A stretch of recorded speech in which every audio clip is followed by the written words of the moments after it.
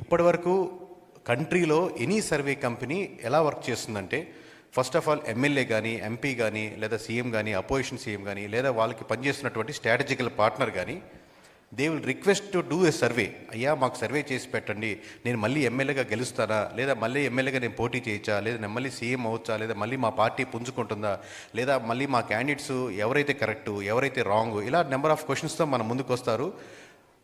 Maybe long టర్మ్గా ఒక పార్టీతోనో, ఒక వ్యక్తితోనో, ఒక క్యాండిడేట్తోనో, ఒక సీఎంతోనో అలైన్ అయిన తర్వాత తెలియకుండా మన మైండ్ సెట్ కూడా వాళ్ళకి దృక్పథంతో వాళ్ళు గెలిపించాలన్న ధోరణితో ఆలోచించడం వల్ల మేబీ మనం డీవియేట్ అవ్వడం, డైల్యూట్ అవ్వడం కుదిరేదానికి అవకాశం ఎక్కువ ఉంటుంది. ఒకవేళ కాకుండా మనం జెన్యున్గా ఇచ్చినప్పటికి కూడా లెట్స్ అస్యూమ్ ఒక పార్టీ అధినేతకి మనం కంప్లీట్గా 175 నియోజకవర్గాలు ఇచ్చామనుకోండి, ఒక ఎమ్మెల్యే ఖచ్చితంగా ఆయన ఓడిపోతున్నారని చెప్పినా మనం తెలిసిన అంత డీటెయిల్గా రిపోర్ట్ ఇచ్చిన తర్వాత కూడా అదే రిపోర్టు ఆ అధినేత ఆ ఎమ్మెల్యేకి పంపించరు. ఆబ్వియస్లీ కదండి, మీరు ఖచ్చితంగా ఓడిపోతారు, కంటెస్ట్ చేయొద్దని ఏ లీడర్ డిసైడ్ చేసుకుంటారు? సో మీరు ఎడ్జ్లో ఉన్నారు, కొంచెం కష్టపడండి, కొంచెం కష్టపడితే గెలుస్తారంటారు. అంటే మనం జెన్యున్గా ఇచ్చినప్పటికి కూడా అదే రిపోర్ట్ అక్కడికి వెళ్తుందని లేదు. సో ఈ గ్యాప్ నాకు కనపడింది. ఒకటి, మనం ఎక్కడో ఒక పార్టీ తలైన అయితే డైల్యూట్ అవుతాం కదా అనేది. రెండు, ప్రాపర్గా ఆ నెట్వర్క్లో ఉండట్లేదు అనేది.